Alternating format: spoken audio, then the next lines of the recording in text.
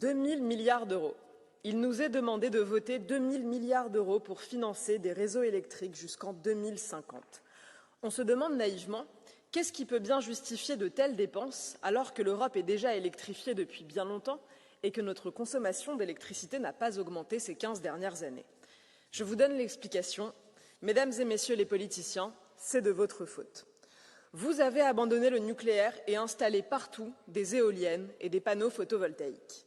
Mais la nature étant ce qu'elle est, on ne sait jamais quand le vent s'arrêtera de souffler ni le soleil de briller. Alors il faut rajouter toujours plus d'éoliennes, les dispatcher partout et puis rajouter des centrales à gaz. Et toutes ces sources de production qui ne fonctionnent que 20% du temps chacune, il faut les raccorder entre elles.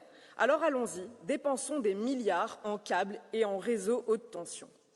Et le comble, c'est que quand le vent souffle et que le soleil brille, quand toutes ces installations, la plupart du temps improductives, se mettent soudain à produire toutes ensemble, alors on ne sait plus que faire de l'électricité en trop. Qu'à cela ne tienne, rien ne vous arrête. Vous en concluez qu'il faut encore plus d'interconnexions pour que les éoliennes danoises puissent envoyer de l'électricité jusqu'en Sicile et que le soleil espagnol envoie de l'électricité jusqu'à Vilnius. Une folie qui engloutira des milliards en répandant des pylônes, du béton et du cuivre partout pour rien. Voilà les raisons de votre fuite en avant.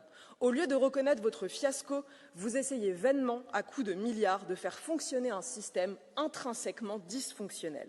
Retenez bien cet adage. L'erreur est humaine, mais persévérer est diabolique. Merci à vous.